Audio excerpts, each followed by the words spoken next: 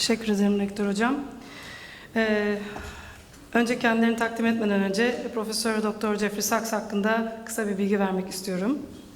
Sürdürülebilir Kalkınma Çözümleri Ağı'nın küresel direktörü ve aynı zamanda Kolombiya Üniversitesi Sürdürülebilir Kalkınma Merkezi Direktörü Profesör Doktor Jeffrey Sachs, 2002-2016 yılları arasında Kolombiya Üniversitesi Earth Institute Başkanlığını yürütmüştür. Birleşmiş Milletler Dijital Kalkınma için Geniş Bant Komisyonu üyesidir. Geçtiğimiz 3 dönemde görev yapan değerli Birleşmiş Milletler Genel Sekreterlerinin danışmanlığı üstlenen Profesör Sachs, halen görevdeki Birleşmiş Milletler Genel Sekreteri Sayın Antonio Guterres'in sürdürülebilir kalkınma amaçları bağlamındaki savunuculuğunu ve Special Envoy olarak görev yapmaktadır. Şimdi konuşmalarını yapmak üzere Profesör Jeffrey Sachs'ı sahneye davet etmek istiyorum.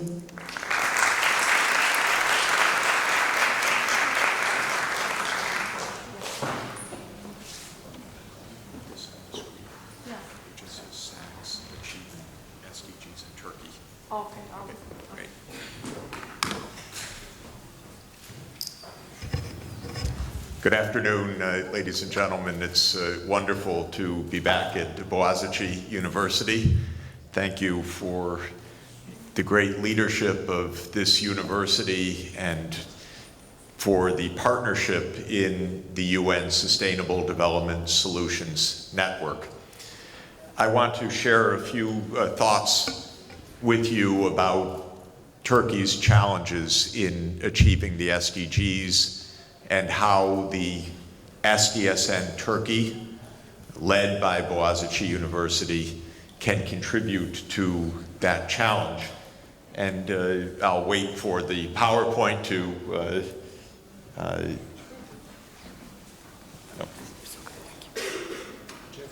Which one do you need? It says Sachs achieving.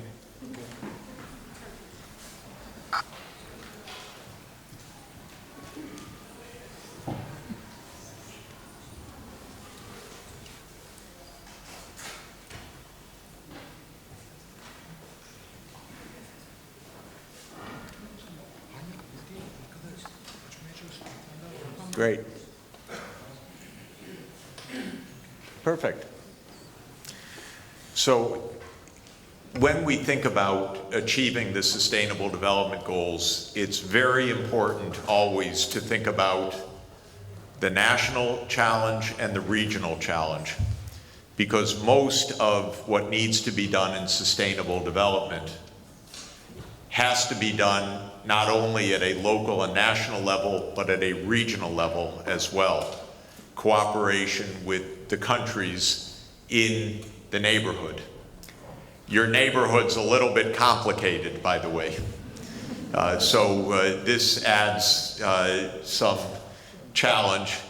But of course, you have been part of a complicated neighborhood for at least 2,500 years. This is the most prized part of the world. Istanbul is, I think, the longest lived capital of the world in world history, and therefore you know a bit about those complications. But making the regional effort work is also very, very important. So, where do I, oh, wait a minute, I have to turn it on. That's what we need to do. Okay, so we have 17 objectives in front of us, all of them hard, all of them rather urgent. We need to understand them conceptually, because 17 is too many. Fortunately, we can understand the purpose of these Sustainable Development Goals in a more coherent way. The first basic point is that sustainable development means fundamentally three things: economic progress, social justice, and environmental sustainability. So that's very important to keep in mind as the starting point, that sustainable development is about a holistic approach to economic, social, and environmental objectives. And the idea is to find a way to move our policies and the economy and our politics that includes all three of these dimensions. Not saying we'll have economic progress, but it comes at the expense of the environment, or we accept economic growth, but it's more inequality and so on.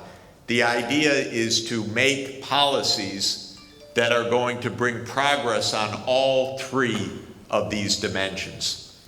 And the 17 Sustainable Development Goals embrace the three different pillars. Each of these goals is mostly about one of the three pillars. So goal number 1, ending poverty. Goal number 3, universal health care. Goal number 9, infrastructure. Those are examples of economic goals primarily. Of course, they have social and environmental components to them. Then there are goals like SDG 5, SDG 10, and SDG 16, which are mainly about social inclusion. SDG 5 is gender equality, that women are participating in the workforce, in politics, in social life, equally with men. SDG 10 is mainly about reducing inequalities of income and wealth. SDG 16 is mainly about access to justice for all groups, so that there's rule of law, non-discrimination, and access to justice. So those are social objectives. And then SDGs 11, 12, 13, 14, 15 are primarily about the environment.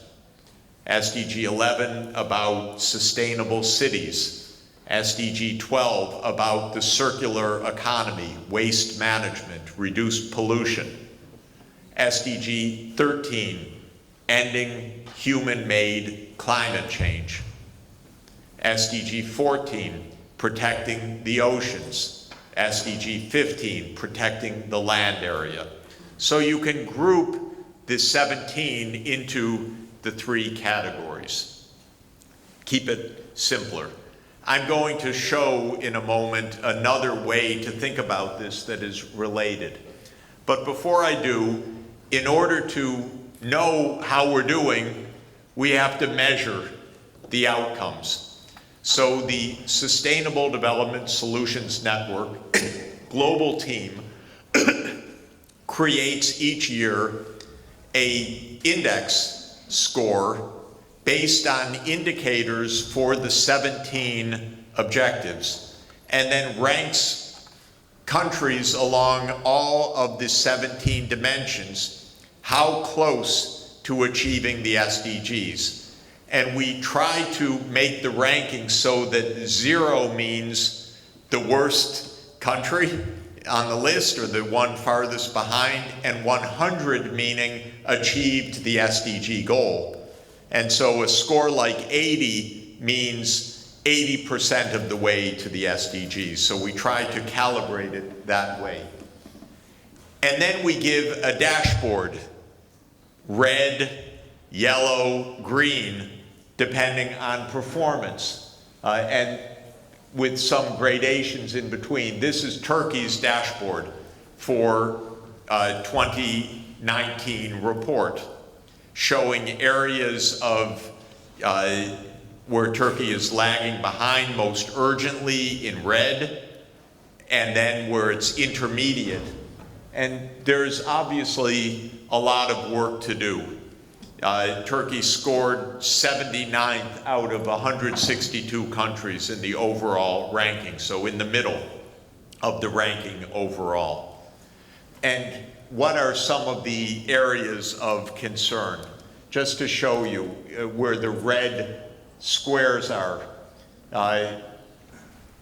Number 2 is zero hunger, but it's also more broadly malnourishment of some kind.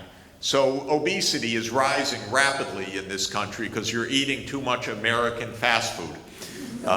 This is the problem. Get McDonald's out of here. You make the most wonderful food. You don't need American fast food. That's the lesson. So this is one category. SDG 4, which is really crucial, is education. Turkey does not score well right now on educational outcomes in secondary level in the science and mathematics scores. So that is a priority, I would say, is strengthening the education systems, especially in the secondary school level, but that means also earlier for technical education. SDG 5, gender equality. There's quite low participation of women in parliament, quite low participation of women in the labor force. You know this, but it shows up in the international rankings. SDG 9, infrastructure and innovation. Turkey has the potential to be a major innovating country, without question. You have world-class universities, we're in one of them, world-class technical universities, but the rate of patenting is not as high as it could be. The commitments, investments in R&D should be higher than they are as a percent of national income, and that's why SDG 9 shows up in red. SDG 10 is red because the income inequality score, the Gini coefficient, which measures the distribution of income among households, is very high inequality in Turkey. The Gini coefficient is something like 0.49. That means on the Gini coefficient scale, 0 is complete equality, and 1 means that Jeffrey Bezos owns everything in the world. He's working on that, but he's not there yet. So in between is partial inequality. The countries that are most equal in the world in income distribution are the Scandinavian countries, Norway, Sweden, and Denmark, and their Gini coefficient is about 0.25.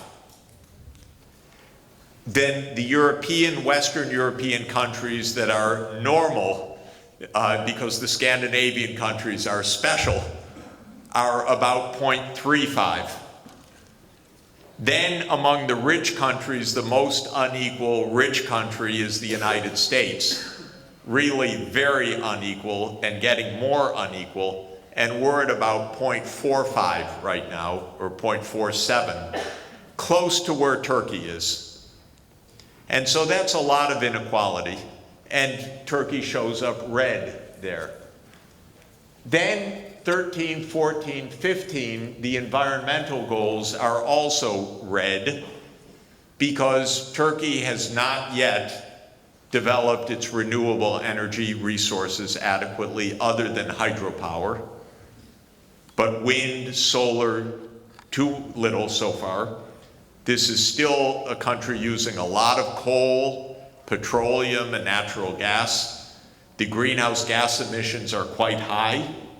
And so that's why SDG 13 is red. SDG 14 is red because the Black Sea is very polluted and the marine environment is not protected. And this is a big challenge. SDG 15 is red because there is rather little protection of land area.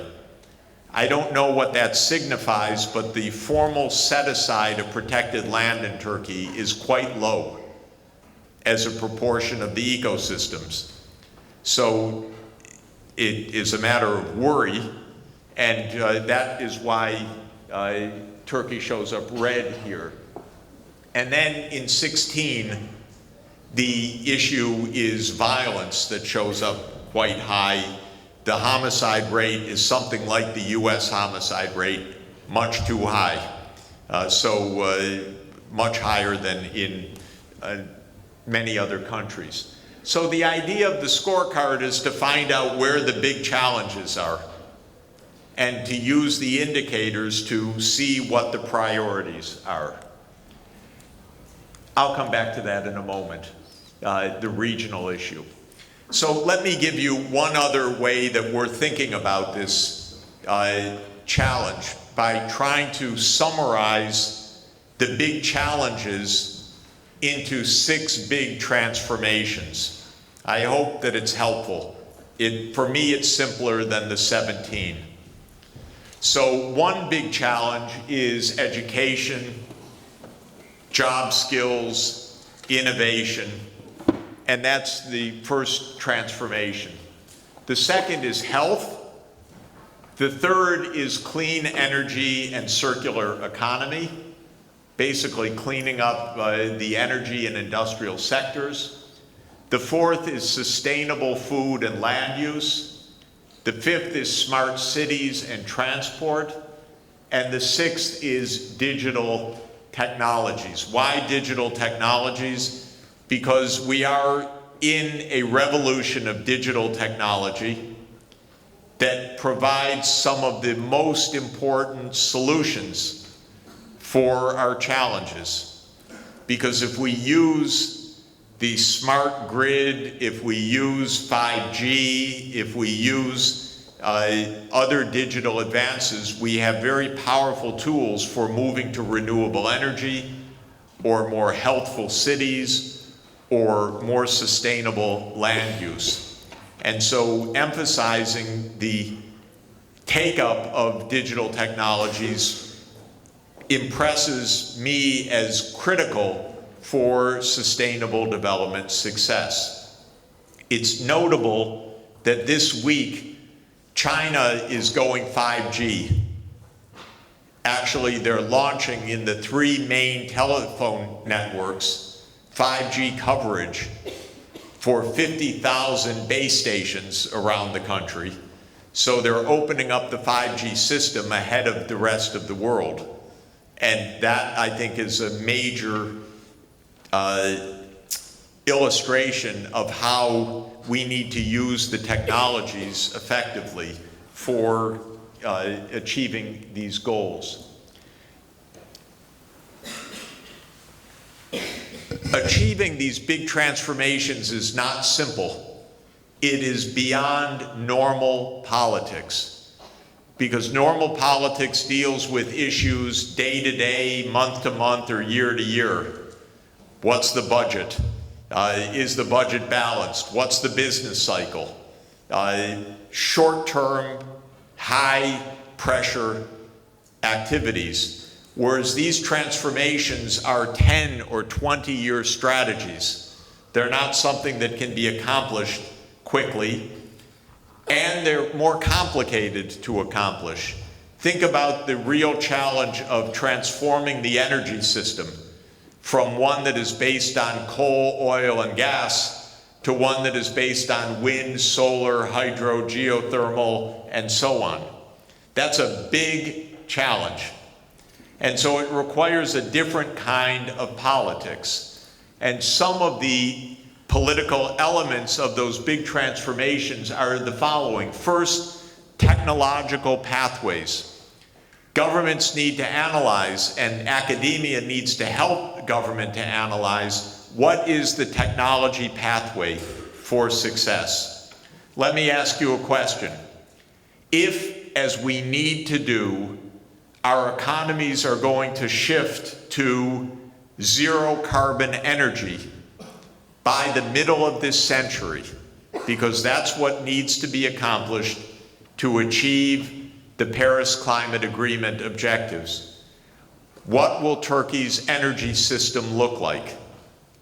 How much wind, how much solar, how much geothermal, how much nuclear, how much of other solutions?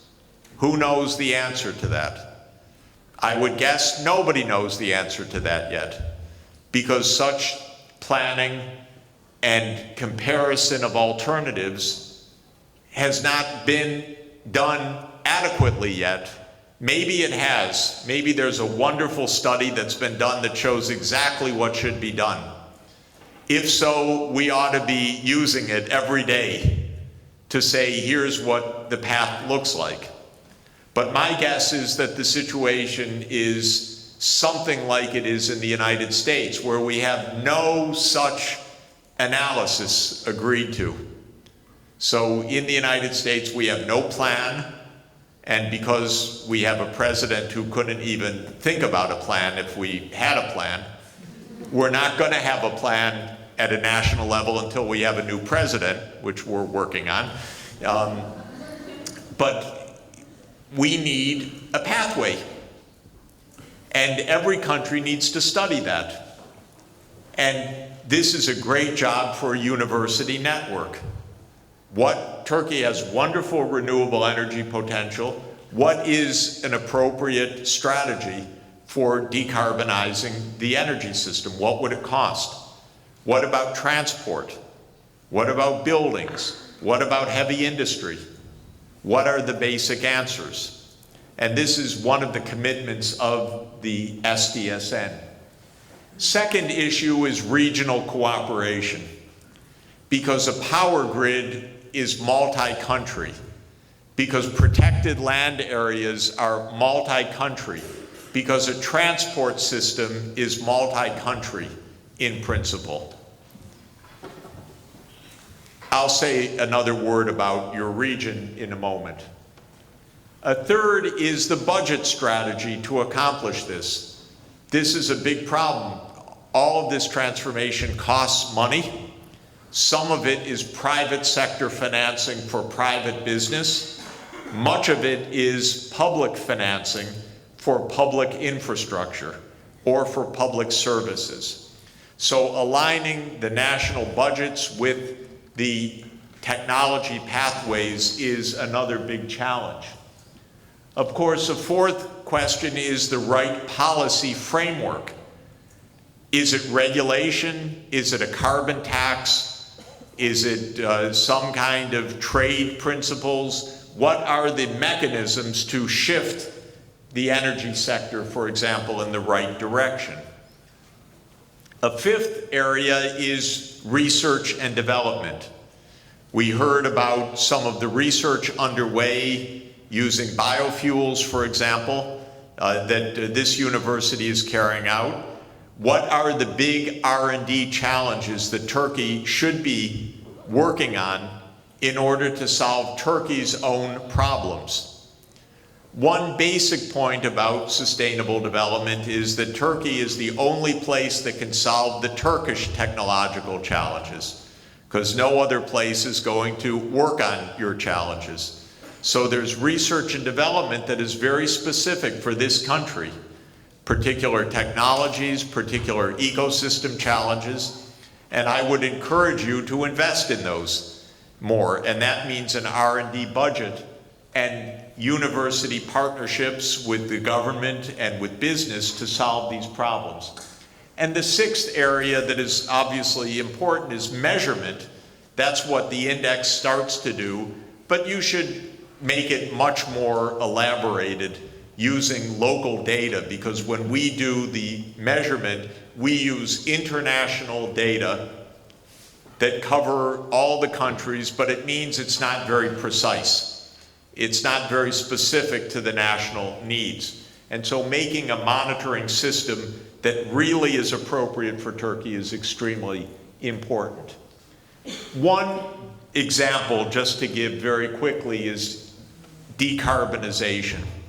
You know, what we know about the climate danger is that we need to keep warming to below 1.5 degrees Celsius. But we're already more than 2/3 of the way to that limit.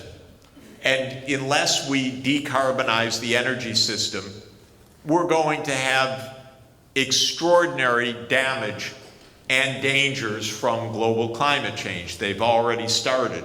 Massive flooding, sea level rise, extreme storms, droughts, heat waves, forest fires. It's taking place all over the world. And nobody knows really how to control or live with this. When we're hit by powerful hurricanes in the United States, we're devastated for months or years. Hundreds of people die in these events, or thousands. And even California these days can't keep the electricity on because of the forest fires associated with the power distribution system. So they're turning off the electricity for hundreds of thousands of people. That's California. They can't even figure out how to keep the power on anymore. So it's a very serious problem that's going to get more and more serious. And what we know from the science is that this level of carbon emissions has to reach zero by the middle of the century. So that's why I say we need a pathway that is really compelling. And that's why we have to study these pathways seriously. How to make the power supply zero carbon, how to go to electric vehicles, how to go to synthetic fuels for shipping, and so on. And we know that this is also related to air quality. This is a recent snapshot of air quality. And there's a lot of polluted air over Anatolia, over some of the major cities in Turkey. This is related because if we clean up the energy system, we're also going to clean up the air as well. It's also related to regional cooperation because we need distribution of power that is cross-national borders. This is a project of China called the Global Energy Interconnection Project, which is trying to see how to make a grid system to connect renewable energy at a global scale. It's very useful. And of course, it's related to China's Belt and Road Initiative as well, in which Istanbul is, of course, a core part, fundamental part of the network, the corridors from Asia into Europe. But if you look at those corridors, they involve a lot of cooperation that's required across national boundaries. So let me just close by saying a word about regional cooperation as well. And I'll go back to your region, which I will define for this purpose as the Western Asian region, though, of course, Turkey is precisely where we are at the bridge of Europe and Asia. We're standing right at the most historic in world history intersection of Europe and Asia. So just a thought about the region. That's a complicated region. A lot of problems. And what are some of the common features? Well, the main problem is conflict. And this has been a region of conflict for a long time. In the 20th century, it was a region of conflict over oil and between the great powers, so-called.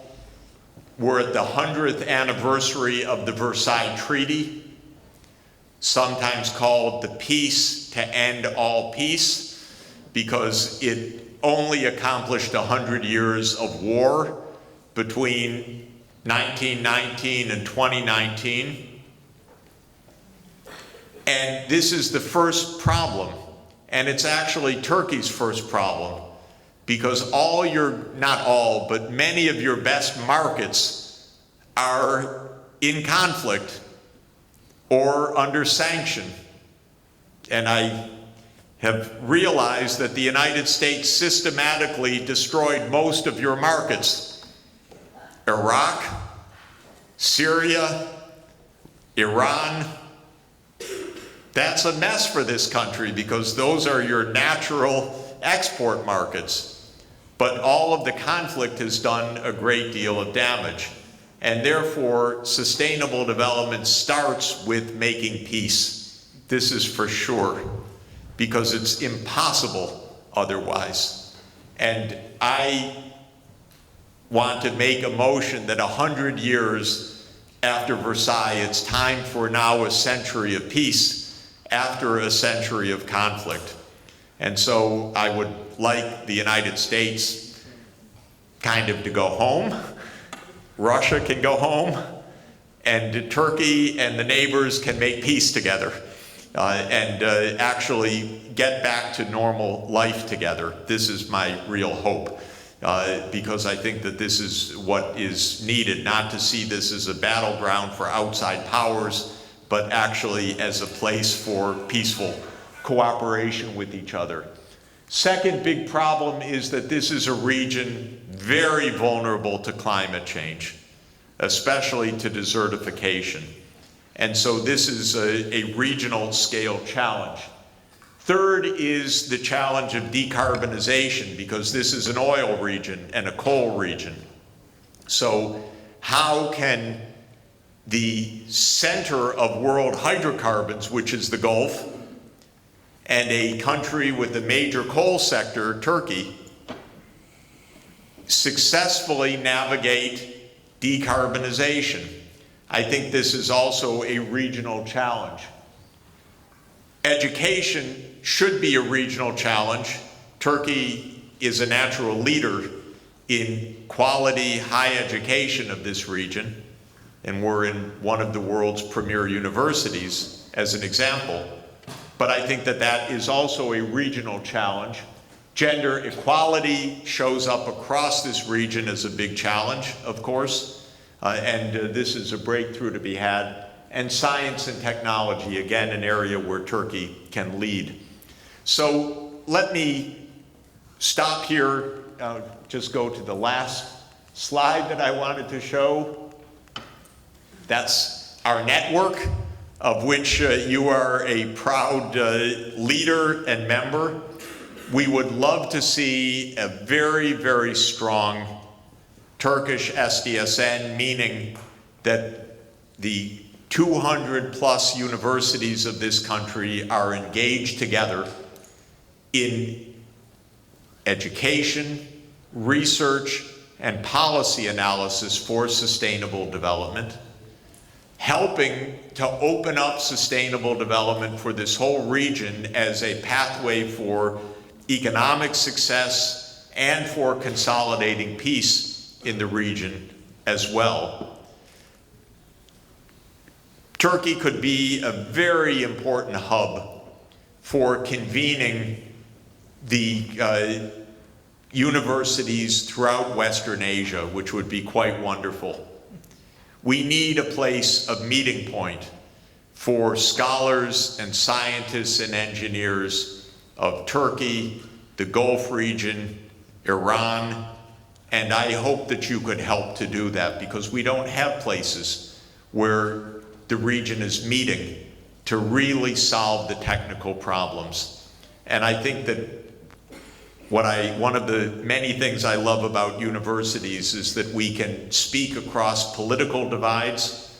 We can have a common language, a common understanding, and help to find common solutions. And I think that this is a very important ambition that we should have in our Sustainable Development Solutions Network. And finally, I want to say, you see dots all over the world. The SDSN now has more than 1,100 member institutions. I would like them to be partners with you, and I would like our network really to be a true network so that you can draw upon expertise, make exchanges, compare experiences around the world, so that we can learn from each other the best ways to move forward. So thank you very much for all that you're doing. Thank you for the leadership. Please count on me and count on the Secretariat of our global network to give you all the support, and let's achieve sustainable development together. Thank you very much.